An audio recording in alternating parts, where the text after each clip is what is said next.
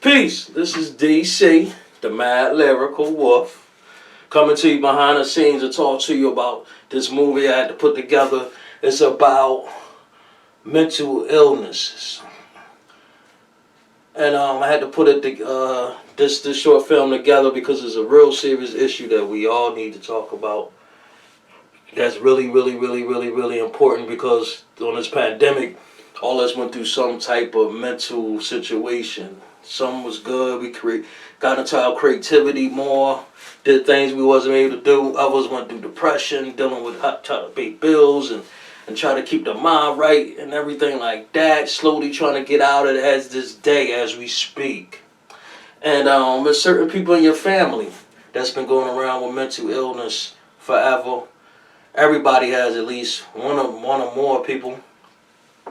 Um, it's a lot of people we see walking down the street, man. They be talking to themselves, speaking from the Bible, or they just be speaking random stuff about politics, or they just be speaking about any old thing, and we tend not to pay them no mind, which you most of the time you shouldn't. Just gotta let them rant and don't, because sometimes it could be negative energy surrounding them. But we don't know what it can be. It could be they inner demons, they dealing with or whatever like that. And this movie is about that. A person that's dealing with the inner demons. There happens to be a squatter living in an abandoned house that I was driving and I found. And I was like, yo, this would be good for a horror movie. And then I didn't get a chance to do the horror movie, so I was like, you know what? Let's do it about squatters, man. People who live in abandoned houses for years. Some people make a living off doing that. And they get a house that's vacant. They go somewhere else, do the same thing. And some people be living well as squatters, man. Some people have electricity and stuff in some of the houses. Some people don't. They live by flashlights and candles and stolen electricity and stuff like that. They don't care about the plumbing and other things that we may take as luxuries. They don't.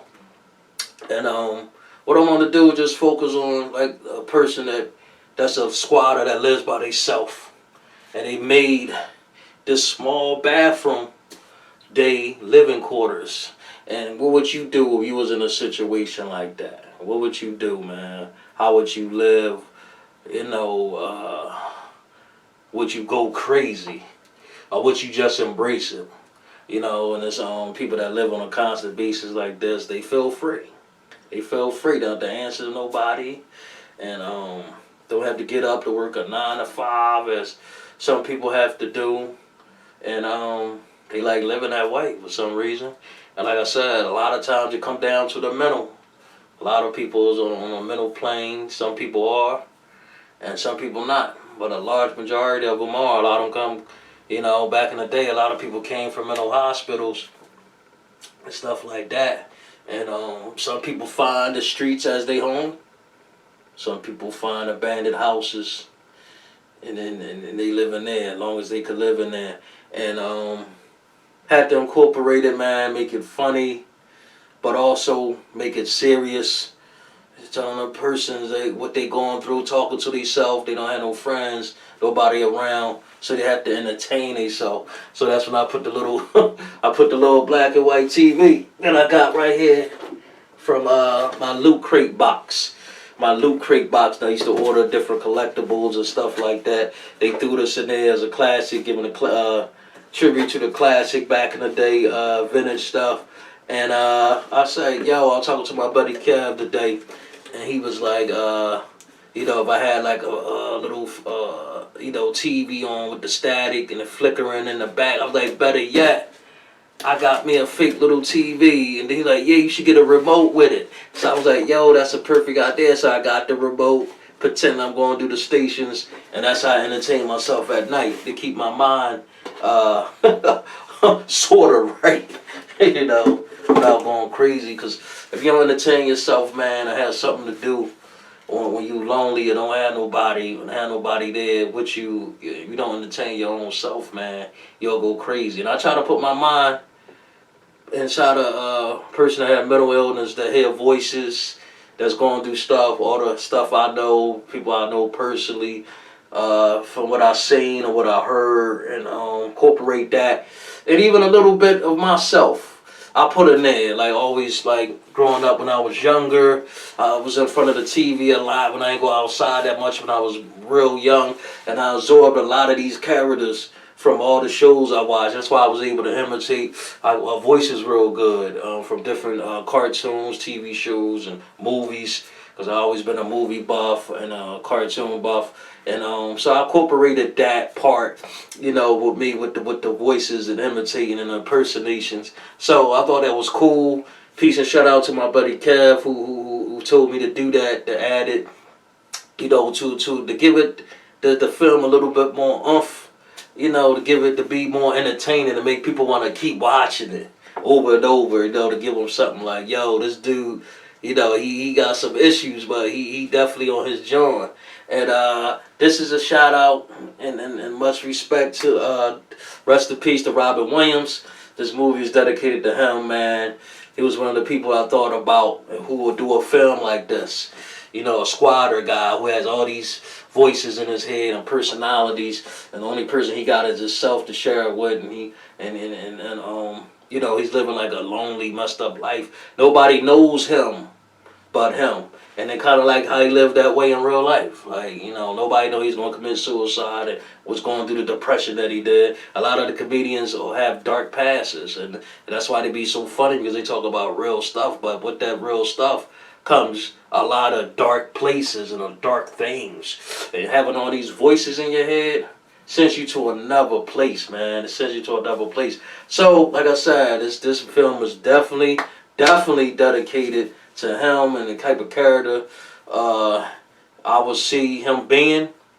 I try to embody him as much as possible in this film, The Squatter. Hope I did a good job doing it. I hope I entertained people to the fullest that I can entertain them. And gave people something different, like I do with all my films, all my short films. I try to give people different dynamics of doing something different each thing that you watch. The house that I use on the outside, the place I'm at now, TMI, don't want to give too much information about where I'm at this particular time. Can't share everybody everything and the secrets of what I do.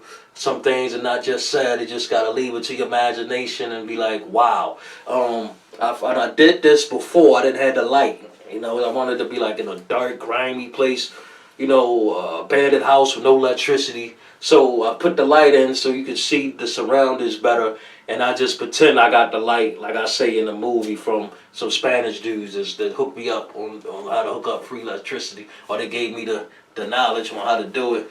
And like I said, it was like temporary, like it's something that I know I wasn't gonna have for a long time, so I had to take advantage of that situation. But I didn't want the scene that you're watching right now for the movie to be that dark, because the original one was dark. So I did the whole thing over right now, this day, did the whole thing over. I added stuff to it that I didn't do in the original one. And just a sad dude, man. Just a sad dude, that living a real depressed life, but he's free. That's what the whole movie is about, being free. And I feel that a lot of homeless people that's out there now, even though they're having mental problems, they are free. They free spirits. And we can say what they want about them. They definitely they views about us too. That's why I incorporated one of my poems I wrote, Homeless Without a Fear. I wrote that years ago when I was in high school. Put my mindset inside a homeless person, and I put parts of that. I incorporated parts of that in the film too. When I say, you call me uncivilized because of the food that you people waste, but you call me uncivilized. But I'm the real survivor. I'm the real soldier of this planet and this world. So I incorporate that in there. And like I said, man, I try to do my best to share, how I feel about what's going on with this corona situation. About how I feel about that, the vaccine, as being a homeless person and a squatter. There's some people that squatters, believe it or not, that's not even homeless, man. There's certain people that have regular jobs that's squatters, believe it or not. You have people that's working with you right now, housekeeping, and the hotels, people that's working in the hospitals. You in the hospital, you making good money, man. So I can't even put them in there. But you never know. You never know. Somebody working in a daycare with you. Somebody can work in a hotel. Somebody can be working in a restaurant with you. Somebody can be working in a warehouse with you. Somebody can work in a regular 9 to 5 job with you. And they could be a squatter. They could be living in a abandoned house. Or a squatter is basically a person that's living in a house that's not theirs, rent free. They ain't paying no bills, no electricity, gas, none of that is in their name. They ain't supposed to be there. Basically, they not supposed to be there. And there's a lot of people living that way, man. Families. See, me in this movie, I played myself, by myself. Not myself, but I play a character that I live in this small little space by myself. I made it into my own, like, my own living room, basically. My own little apartment, my own little room. And it's families, man, that live in spaces probably like this, or a big house that's like upstairs, downstairs, or whatever, but they don't have the basics that me and you have. You know, that the normal people have. Well, I don't want to say normal, but the stuff that we take for granted, the stuff that we treasure, and the stuff that we appreciate, the gas, the electric, our cell phones, running water, stuff like that. And there's people out there, man, families and so on, they have kids and families that just living without those essentials. So we have to be aware of that. And this movie is opening up. I hope it can open up eyes and had to bring forth the mental illness situation and stuff like that, and how a person go crazy stuck in a house, you know, that's not theirs. And like I said at the end of the movie, you know, homeless without a fear. I'm free. And that's you know, basically how I try to sum it up. That's enough ripping your head off. Peace and one love. I hope you enjoyed the short film, The Squatter. Be back again for a lot of more short films. I want everybody to be safe out there. Be cool, man.